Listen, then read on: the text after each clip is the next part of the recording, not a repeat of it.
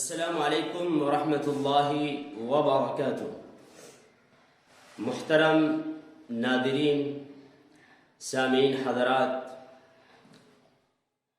آج ایک بڑا اہم سوال ہے، اور وہ سوال یہ ہے، جیسا کہ آپ تمام حضرات اچھی طرح جانتے ہیں کہ موجودہ دور میں اکثر و بیشتر لوگ اس بات کا شکار ہیں کہ جب کبھی معمولی سی بیماری آتی ہے اور وہ بیماری کچھ دنوں تک ختم نہیں ہوتی تو لوگ ایک وہم کا شکار ہو جاتے ہیں اور سوچنے لگتے ہیں کہیں میرے اوپر جادو تو نہیں ہے، کہیں میں جادو کا شکار تو نہیں ہو گیا ہوں۔ اس طرح کے وہم خیالات آنے لگتے ہیں۔ آج میں بتاؤں گا کہ انسان اپنے آپ کو کیسے چیک کرے گا کہ میرے اوپر جادو ہے یا نہیں۔ سب سے پہلی بات تو یہ ہے کہ جب لوگ وہم کا شکار ہوتے ہیں تو وہ مختلف درباروں میں، مختلف درگاہوں پر اور مختلف لوگوں کے پاس چکر لگاتے ہیں، اور آج ایک بڑی تعداد بیٹھی ہوئی ہے بھٹیا لوگوں کی، جو لوگوں کو لوٹ رہے ہیں اور لوگوں کا مال کھسوٹ رہے ہیں۔ صورتحال یہ ہے کہ جب ہم ان کے پاس جاتے ہیں تو بڑے پیار کے انداز میں کہتے ہیں ہم پیسے نہیں لیتے، ہم جو آپ کا علاج کریں گے پیسے نہیں لیں گے، بس 5100 روپے یا 6000 یا 7000 روپے آپ کو یہاں جمع کرنے ہوں گے، اور یہ پیسے ہم مسجد میں یا مدرسے میں یا غریبوں میں یا مسکینوں میں یا فقیروں میں تقسیم کر دیتے۔ یعنی لوگوں کا مال لوٹ رہے ہیں، ڈائریکٹ نہیں بلکہ انڈائریکٹ، مدرسے اور مسجدیں اور غریب اور مسکین اور فقیروں کے نام پر۔ پہلی بات تو یہ ہے کہ جتنے بھی اس طرح کے لوگ ہیں جو یہ کہتے ہیں کہ میں صرف نام اور اس کے باپ اور اس کی ماں کا نام پوچھ کر یہ بتا دوں گا کہ یہ جادو کب سے ہوا اور کس نے کرایا ہے، کیسے ہوا ہے، یہ ساری باتیں بتا سکتا ہوں۔ میں آپ حضرات سے کہتا ہوں کہ یہ سراسر جھوٹ ہے۔ اب کہ اور ہمارے پیارے نبی محمد عربی صلی اللہ علیہ وسلم کو جب جادو ہوا تو میرے نبی نے تو اللہ سے پوچھا تھا، اے اللہ یہ کیا ہو گیا ہے، سمجھ سے باہر ہے۔ اللہ نے آپ کو بتایا تھا، آپ مجھے یہ بتائیں کہ اللہ کے نبی کسی نجومی کے پاس، کسی جادوگر کے پاس یا کسی آدمی کے پاس ہاتھ دکھانے کے لیے گئے؟ ہرگز نہیں۔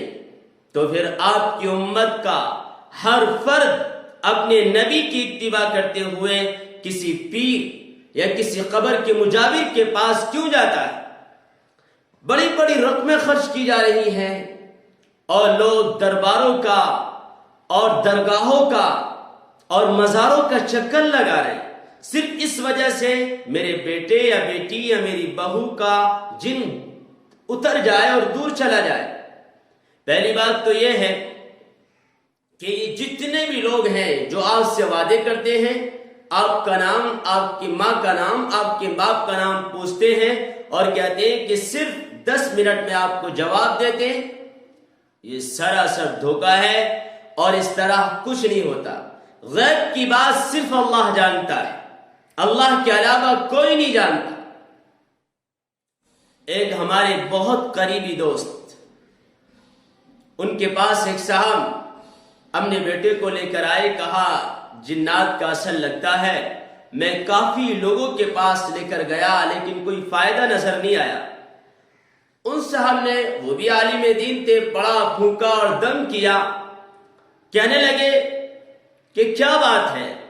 ہمارے قریبی دوست نے کہا کچھ نہیں، آپ ان کو لے جائیں، کوئی بڑا مسئلہ نہیں ہے۔ بہرحال بعد میں کہنے لگے مجھے ایک بڑا قابل آدمی ملا ہے، میں 2 یا 3 دن پہلے ان کے پاس گیا تھا اور انہوں نے کہا ہے ہم کچھ نہیں لیتے، صرف 10 منٹ کے اندر اندر ساری بات بتا دی۔ ہم نے کہا، وہ کہنے لگے کہ اچھا کہا کہ کیا پوچھا؟ کہا کہ میرے لڑکے کا نام، اور ان سے پوچھا کہ تمہارے باپ اور تمہاری ماں کا نام کیا ہے؟ اس نے بتایا۔ پھر کہا کہ 10 منٹ انتظار کرو۔ 10 منٹ کے بعد کہا کہ تمہیں یہ جادو 2 سال سے ہے اور بڑا سخت علاج ہے اس کا، بڑا خطرناک کرایا ہے آپ کو۔ 5100 روپیہ آپ صرف جمع کر دیں، ہم کچھ نہیں لیتے، ہم صرف مدرسے، مسجدیں، بیوائیں، یتیم، غریب، مسکینوں میں بانٹ دیتے۔ میں نے جمع کر دیے اور میں نے ان کو دے دیے۔ بہرحال وہاں سے ہمارا علاج چل رہا ہے۔ ہمارے قریبی دوست جو عالم دین تھے ان کو سمجھایا، پھر سمجھایا، پھر سمجھایا، عقل میں بات نہیں آئی۔ بیچارے ٹینشن میں تھے، کہنے لگے اچھا ذرا مجھے یہ بتاؤ ان کا نمبر آپ کے پاس ہے؟ کہا کہ ہاں ہے۔ کہا میری بات کراؤ۔ ہمارے قریبی دوست نے ان سے بات کی اور فون پر کہا میں کافی پریشان ہوں، ذرا میرے بارے میں بتائیں مجھے کیا ہو گیا ہے۔ کہا کہ آپ اپنا نام بتائیں، باپ کا نام بتائیں، ماں کا نام بتائیں۔ میں نے تینوں کے نام بتا دیے۔ کہا بس 10 منٹ انتظار کریں، 10 منٹ میں آپ کو بتاتا ہوں۔ 10 منٹ کے بعد فون آیا۔ کہنے لگا فون کرنے کے بعد آپ کا کاروبار کیا ہے؟ انہوں نے کہا میرا کاروبار یہ ہے۔ اس کے بعد کتنے بھائی ہیں، کتنوں کی شادیاں ہو گئی، ساری بات پوچھنے کے بعد کہا تمہیں خطرناک جادو ہے، اور کرایا بھی ایک نے نہیں، 3 لوگوں نے آپ کو کرایا ہے۔ اب ظاہر بات ہے وہ عالم دین جانتے تھے مجھے کوئی جادو نہیں ہے، نہ میں پریشان ہوں، نہ مجھے کوئی مشکل پیش آ رہی ہے۔ پھر انہوں نے کہا پھر اس کا علاج کیسے ہوگا؟ کہا بس 5100 روپیہ آپ جمع کر دیں، فلاں جگہ آ جائیں اور آپ کا علاج بڑی آسانی سے ہو جائے گا۔ بہرحال اس کے بعد یہ بھی کہا تم کافی پریشان رہتے ہوگے، اور خصوصاً کاروبار کی طرف سے گھروں میں آپ کی لڑائیاں ہوتی ہوں گی۔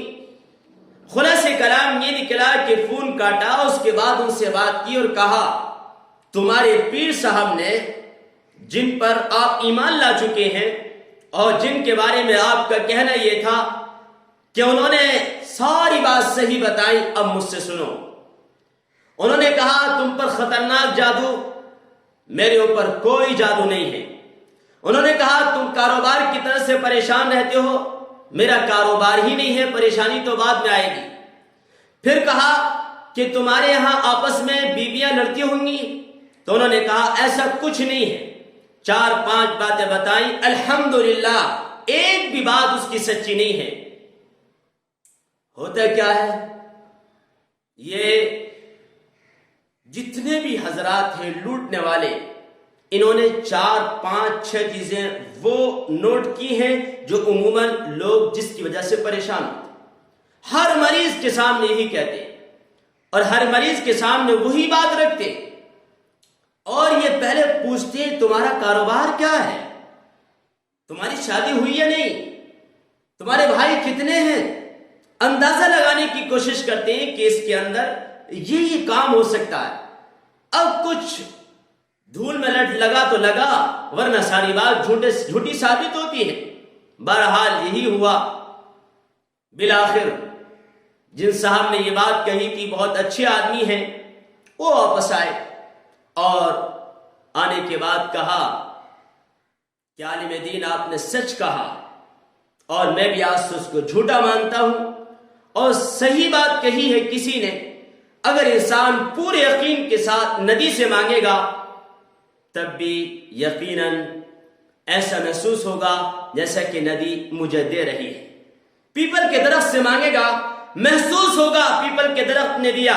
نہ ندی دیتی ہے، نہ پیپل کا درخت، نہ پتھر دیتے ہیں، نہ بت، دینے والی ذات صرف اللہ کی ہے۔ یہ انسان کے دماغ کا ایک وہم ہے۔ ہمیں اس طرح کی تمام چیزوں سے بچنا چاہیے۔ بالآخر آج کا جو میرا موضوع تھا وہ موضوع یہ تھا کہ اگر انسان کو شک ہو جائے اپنے بارے میں تو وہ اپنے آپ کو کیسے چیک کرے۔ میں آپ کو بتا دیتا ہوں کہ وہ پاک صاف ہو اور وضو کر کے 3 مرتبہ سورۃ الفاتحہ اور 3 مرتبہ آیت الکرسی اور 3 مرتبہ سورہ بقرہ کی آخری آیات اور 3 مرتبہ قل اعوذ برب الفلق اور 3 مرتبہ قل اعوذ برب الناس پڑھنے کے بعد پانی پر پھونکیں اور 3 مرتبہ اس پر دم کریں پانی پر، اور اتنی تیز پھونکیں کہ پھونک کے ساتھ کچھ نہ کچھ لعاب جو منہ کے اندر ہوتا ہے اس کا بھی کچھ اثر پھونک کے ساتھ پانی میں چلا جائے۔ اس کے بعد 3 مرتبہ درود شریف پڑھ کر پانی کو پیے۔ اگر پانی کا ذائقہ بدل چکا ہے، یعنی پانی جب ہم پی رہے ہیں بالکل کڑوا معلوم ہو رہا، تو اس بات کی علامت ہے کہ کچھ نہ کچھ اثر ہے۔ اور اگر پانی کڑوا نہیں ہے بلکہ بدمزہ ہے، ذائقہ نہیں آ رہا پانی پینے میں، تو اس کا مطلب یہ ہے کہ جادو کا اثر نہیں ہے، لیکن نظر لگ گئی ہے اس کو کسی کی، یعنی نظر بد لگی ہوئی ہے۔ اور اگر پانی کا ذائقہ اپنی جگہ ہے، بالکل صحیح ہے، نارمل ہے، جیسے کہ عام پانی ہوتا ہے، تب اس کا مطلب یہ ہوگا نہ جادو کا اثر ہے نہ نظر لگی ہے، بلکہ یہ جو کچھ انسان اپنے جسم میں محسوس کر رہا ہے یہ جسمانی بیماری ہے، اور دوائی کے ذریعے یہ بیماری دور ہو جائے گی۔ ہم آخر میں دعا کرتے ہیں اللہ تعالیٰ سے کہ اللہ تعالیٰ مجھے اور آپ کو صحیح بات پر عمل کرنے والا بنائے اور غلط بدعت اور خرافات سے بچنے والا بنائے۔ والسلام علیکم ورحمۃ اللہ وبرکاتہ۔